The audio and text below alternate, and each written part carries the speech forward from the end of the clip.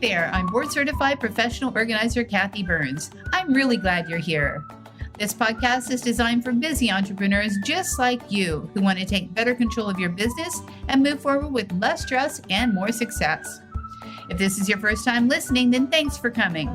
The Organized and Energized podcast is produced for your enjoyment, and show notes are found at thepodcast.organizedandenergized.com. Come back often and feel free to add this podcast to your favorite RSS feed or iTunes. You can also follow me on Twitter at Organized Energy and Facebook. All links are in the show notes. Now let's get into the show. Hi, I'm back and I am with Dorothy Brenninger, my friend. Dorothy is known as the most innovative professional organizer, and she fearlessly endeavors to help people get organized. She is a producer of the Hoarders show, which you probably know her on that, but she has a new book, Face Your Stuff or Stuff Your Face, which I think is fantastic. She's also right now just launched her professional boss organizers program. So if you're interested in becoming a professional organizer, you need to hang out with her too. Dorothy is, such a well-known expert. She's been on everything, Dr. Phil, you name it. I mean, I could go on and on about that, but you can read her little bio. She is the girl to know, and I am just pleased and honored that she's here. So thank you, Dorothy, for giving me your time and being on the show. Oh, I'm a definite yes for you. We go so far back, Kathi. I see Master Your Muck back there, and I remember when you were writing that. So I'm happy to be here. Are you kidding? Oh, I love it. I love it. Love it. Okay. So you have done many things in your lifetime, right? So what did you do before you became a professional organizer? You sneaky dog, you. Actually, I was working at a university, first at Northeastern University in Boston, and then I was working at UCLA. And at both times I was working as an executive assistant to the dean. And that's a key part into how I became a professional organizer. Yeah, absolutely. You have to be super organized to keep the deans under control, I'm sure. Absolutely. Oh, that's great. So what do you feel is the main challenge that you're solving right now for clients? I mean, you've been so many iterations of what you do with your career. And, right now, what are you focusing on helping your clients solve? I think, Kathi, everybody calls for professional organizing. That's what they're calling or emailing about. Right. And it's never about the stuff. It's always about something else that's going on. So the challenge is just really for me to understand them, right? To leave them feeling understood.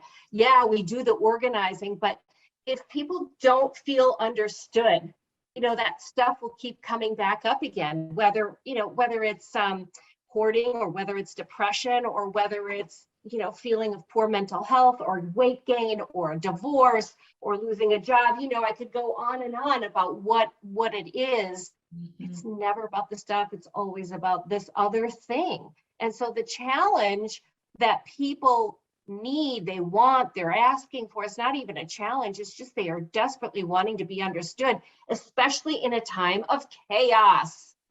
Yeah. And the thing is if we can understand them, we can mirror back to them what they're feeling, because oftentimes they're so stuck in the muck of their stuff that they don't even understand what's happening in my life, and we can mirror it back to them and say, well, this is the way that I see you. So, well, it's true. And we can't see what we most need to see oftentimes. So I think our profession, that's what we do. That's I know earlier we were talking about special gifts, and what it is we have as a special gift, and that is one of them is to clearly see these things that go on create this chaos, which can turn to clutter in our minds or our bodies, or in our space, right? So even something like an earthquake from 1992, people are still bringing it up as an issue that has been a scary thing, and they've not been able to get their life back since then. Fear of flying, or an extraordinary divorce. For me, I've had a lot of these experiences. So when you say mirror back, it's not only mirroring, Kathi, it's, I have had these experiences. I don't know if I want to call them blessed to have all of these really tragic circumstances that have occurred in my life, but I've been able to use those as a way to relate to my clients. And I think that's one of the valuable keys about being an entrepreneur is to really just take those experiences and utilize them to connect with clients. I totally agree. And we are our own best teachers. So oftentimes what I find in the field, and you probably find this as well, that we're teaching kind of what we need to be reminded about as well. And it's funny how the universe works that way for us, especially in our profession. Yeah, either what we need to be reminded about currently or what we've just gone through. For example, when my sister Pat passed away, she's a young woman when she passed away a few years ago. And one of the things she wanted to do was, I said, organizing specialty. What can I do for you? Yes, I can help organize medications, doctor visits, all of that. But, what about for what's for the rest of your life? And she said, I've always wanted to see the Pope. And I thought, okay, that's an organizing gig I've not done, right? That's how do I take on that possibility of really doing something extravagant, big, huge for somebody else. And I talked to so many people and wrote letters, and by golly, not only did she see the Pope, but we were in Rome, in Vatican City, and in the first row. She was terminally ill, but she met the Pope and shook hands with him, and for 3 hours, she did not have cancer, right? And it was such an amazing thing that out of organization and the desire to really find what somebody wants in their life and understanding them, we can make a whole lot happen. Well, people can do it in any profession. Yeah, absolutely. We can all do it. We can all do it. And we all have connections of connections of connections that can get the person to where they want to go, even if we have no idea. Well, you've done so much, and you have so many irons in the fire at all times. Every time I look and see what Dorothy's up to, I'm like, oh my gosh, how does she even do this? So what do you do whenever you're starting to feel burnout and overwhelmed? What's your remedy for yourself as an entrepreneur? Yeah, well, there's the remedy that I need sort of in a week or in a month. Just every week or every month, I need a remedy. And then I also need it for the bigger picture when it's completely out of whack, right? So when I need something just in a temporary mode, the first thing I do is I go to bed at 8:00 p.m. And, I can stay up till 12 or 1 o'clock with the best of you, but I shift it and I make myself go to bed, and everybody that I talk to says, oh, that's ridiculous. How terrible. What would be awful? And there I am, just decompressing. No screen time. I can meditate, I can read, I can do crossword puzzles, anything but screen. And I fall asleep around 10, and then I'm up at 4:30. And then at that time, I can meditate and kind of put right what has been out of whack for the week or the month.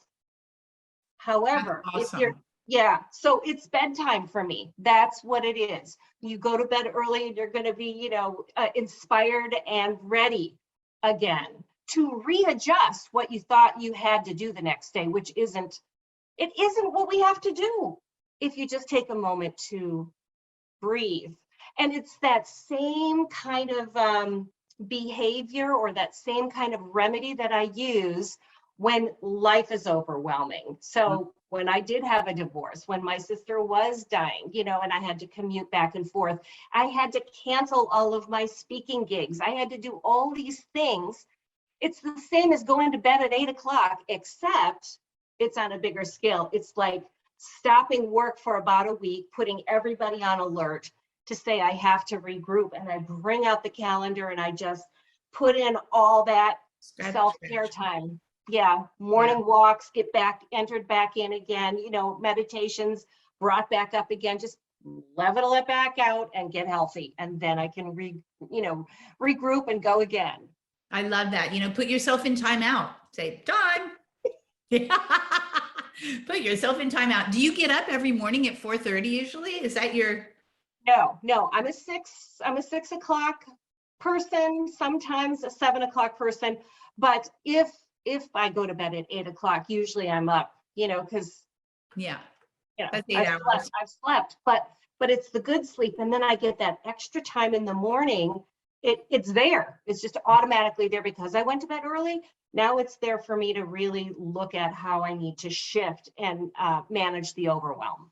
I love it. I love it. So if you had to give a piece of advice or an organizing hack to entrepreneurs who they're stuck in it and they feel like they're not free anymore, they're just like at the grindstone, beating themselves up, overwhelmed, they forgot even why they started their business. Do you have an organizing hack that you would tell them or something that little sneaky trick? Well, what I like to do, and I do this with myself, I say, okay, there are yes, I do have an hack for you. But 3 different stages of life. We have 3 different stages of organizing, and it applies to business as well. So, the first part of business is all about collecting. We're trying to get our clients, we're trying to collect money, we're trying to collect ideas, we're trying to do as many courses as we can. So that's what that first stage of business is. And then we move into managing all of that. Yeah. And how much do we really want to manage? And there's so much, but we get tired in that management stage, right? So that's where moving into the reducing stage or the very focused stage is what I consider. The sooner that you can get into that stage, which is where I'm at, I'm guessing you're at, because we become very focused, becomes really clear what our gifts are, as what it is we want to do. We understand our own needs for time better. We know that we can charge more because of our long experience with less work. I mean, there's such an advantage to being able to focus and reduce. That flood that's coming at us from what we built and then where we are. So sometimes we just need to have those 3 stages. We need to just look at it, even when we're at the early stages of being an entrepreneur. Am I still building when I should be managing? Am I still taking more courses? Am I still adding more clients? Do I really need all that stuff? Or do I just need to manage it? Or do I even need to reduce and focus? And by looking at which stage you want to be in, you can go in and out of those stages. Mm-hmm. Right? Yeah. And recognizing what stage you're in also definitely helps you. And that's so succinct. I just love that. So you're either collecting, right? And bringing things all to you, or you're managing all the crap, so to speak, that you brought to you. Or then you're reducing and saying, I don't want to manage that. I don't want to manage that. I'm going to delegate, right? Or just eliminate it all the way together. Yeah, because, many of us in this industry and others, we say, okay, I'm just going to take what I get in the beginning. Anything that comes to me, I'll take it, I'll try it, I'll do it. I know I did that. And then I was, doing Hoarder shows, and I was doing, all sorts of organizing in the field and speaking gigs and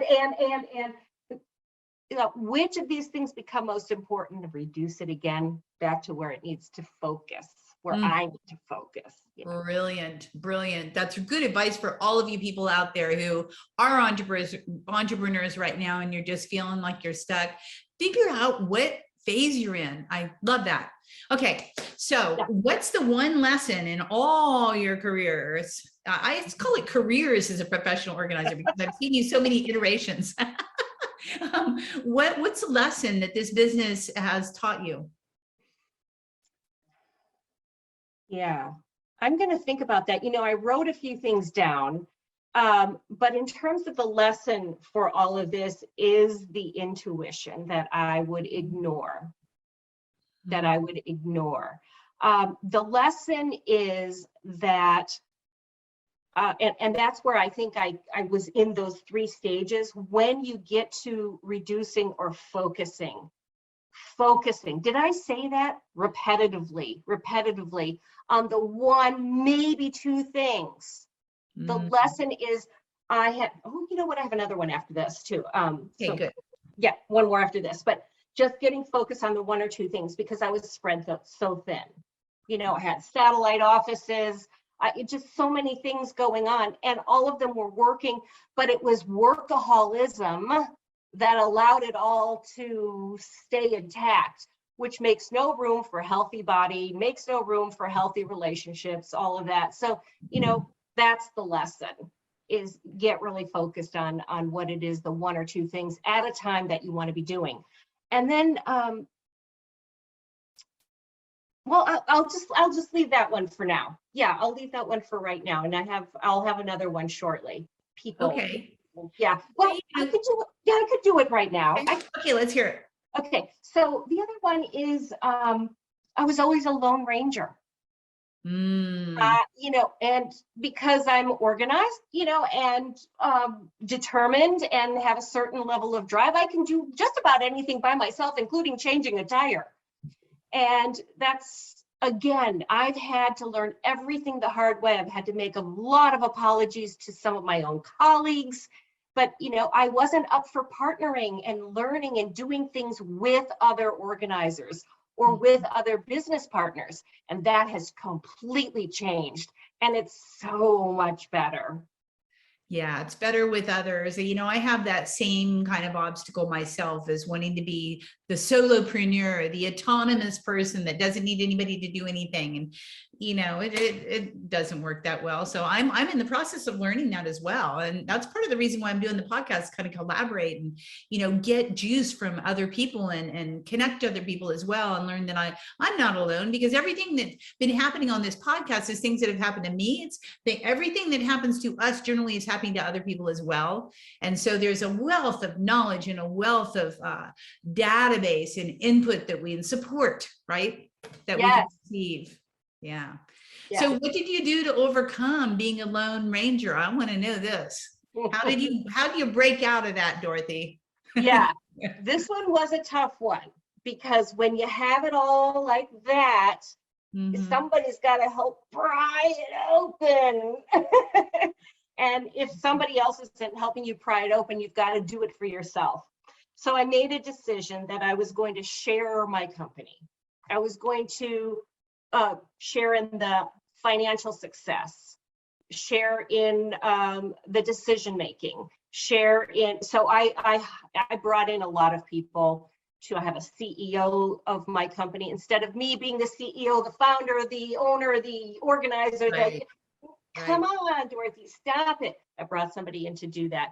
So, you know, yes, I have an assistant. I've always had one, but this one is in the realm of doing it for the business, not just for Dorothy.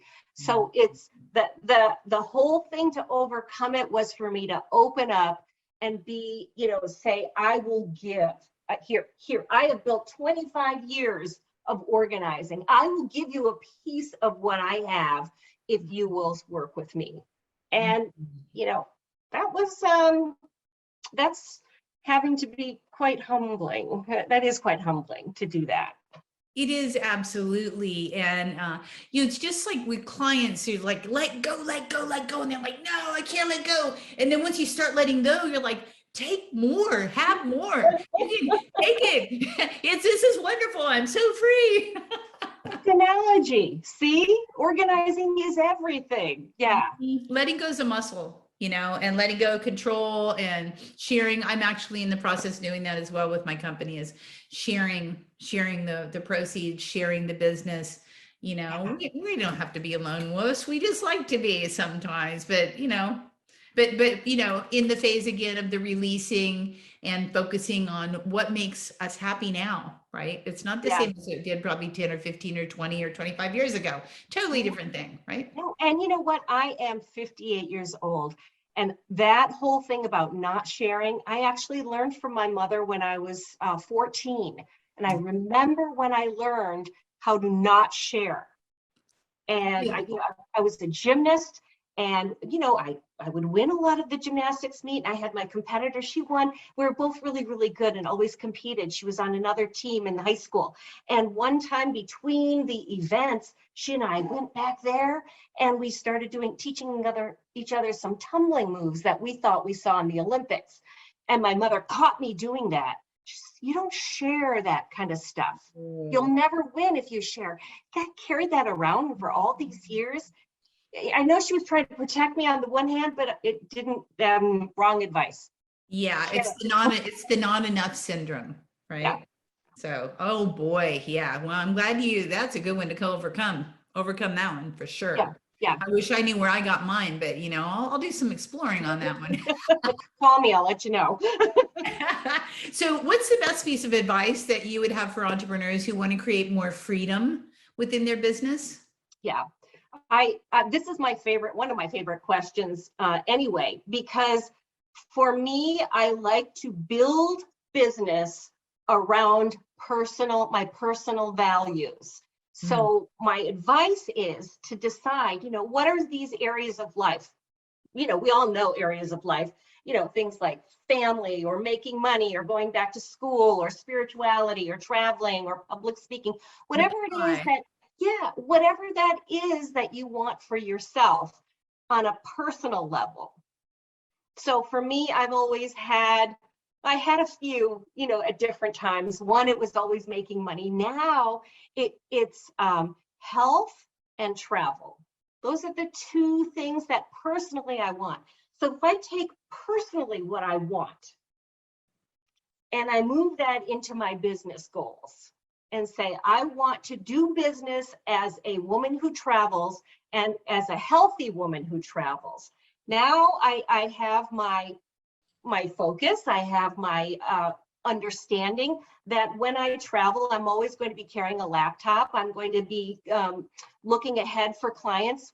When I went to Belize with my husband in October, I looked ahead, got the clients in place so that I was organizing while I was there, and I was teaching from there back to my students here in the US. So for me, it's picking one or two of the things you value personally and designing it into your business. And they can all be designed. Anything can be designed into your business, because guess what? We're entrepreneurs. We can do whatever the heck we want, as long as our boss isn't too mean for us, I would say my boss is so mean. Me too. I know, it's been this way forever, 25 years, same old story. Work, Dorothy, work. I love Belize, so boy, what a good idea to go to Belize and organize at the same time. Thank God for Zoom. We can do a lot of stuff now. That's been a huge blessing for all of us. Yeah, every one of our businesses can benefit from using Zoom. Absolutely. Okay, so now you have shifted into a new thing where you're going to help newbies become organizers. I'm so excited about that. So tell me a little bit about your training program and what you're doing.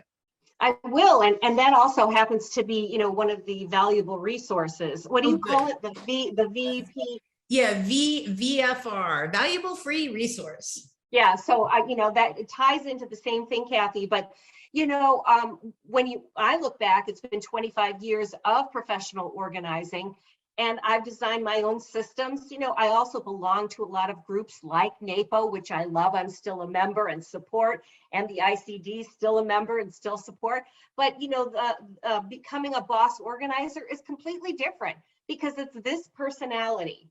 And if you like this personality, then you would want to train with me. If you don't, then you wouldn't want to train with me. So there's a certain style and certain things that I teach that are different completely from, where we all might have gotten our education in the past. So it's definitely not a competitive thing. It's an additive thing, and it's wonderful. We've got 500 boss organizers slated to go up to 1,000 this year.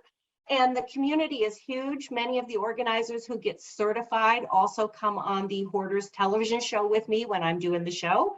You have to be certified to do that. So the community is interesting. And because, Kathi, there was such a shift from, people were losing their jobs. 40 million people became unemployed last year because they walked off their jobs. Right. So it's one of the two, right? So people, we are in what's called the Great Resignation, and they're resigning so that they can go do something else. And the something else lives under the umbrella of professional organizing. Mm-hmm. And Yep. so what we do is take your talent, and turn it into professional organizing for you. So that's what it is. It's pretty cool. And it's a wonderful career. You know, it's been so rewarding for all of us that are doing it. So yeah. So what is the valuable free resource then that they can download? Yeah, so everyone can, we do this all year long, so it doesn't matter when you decide to join us or not, but go to bossorganizer.com and we have a 90-minute session that you can come to learn whether or not you want to become a professional organizer and also learn how to do some organizing tips and tricks. Plus, we have holiday events that are free to the public, so we give away a lot of content. I know you do that as well, but just so that people, you out there, can understand whether you want to become a professional organizer, what it takes, what you could potentially make, although we can't discuss fees and things, we can share with you how you can use a formula to come up with your own. So that is what it's all about. We have a lot of people who are real estate agents and nurses and dental hygienists and teachers who all have been taking this on. So yeah, it's perfect for any business. Yeah. Okay. So what is the one question, my friend, that I should have asked you that I did not? I mean, I could talk to you forever, but tell me something good. Tell me something good. And I think what the question is what's in your gut? So what's in your gut? So what's in your gut is the question. That means, what are you feeling? Like, what is it you really want to be doing? It ties into all the other questions that you ask, but if you're concerned that you're going down the right path or wrong path, whatever it is, what is your gut telling you? Should you have your mother move in with you or not? Do you really want to stay married to that person? Whatever these things are, what is in your gut? So you take what you think in your gut, you really truly want to marry that person, divorce that person, you send it to your heart, and you're hurt or you're happy.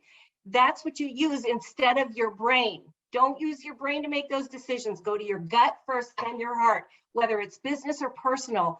And I know you asked me, what's the question? But I guess I'm turning it around and putting it out to your listeners and viewers. What's the question? Check with your gut. Yeah, I love that. We can't go wrong if we check with our gut and our heart, because our gut could be saying flee and our heart could be saying, but I really want to do it. Right. So yeah, both of those checkpoints are the perfect way to go. Well, I hope that you have great success. In fact, I know that you're going to have great success with your school and your trainees. And I know your people are having lots of fun dancing around. So make sure that you download and join in to one of Dorothy's free sessions so that you can check out, do you want to be a professional organizer? I'll tell you what, it's a great career. So thank you everyone for joining us. And thanks so much, Dorothy. Thank you. Thanks, Kathi.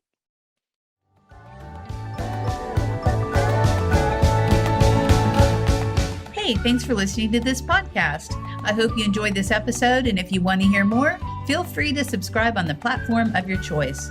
Also, if you feel so inclined, I would truly appreciate a good rating from you to me. Have a stellar day.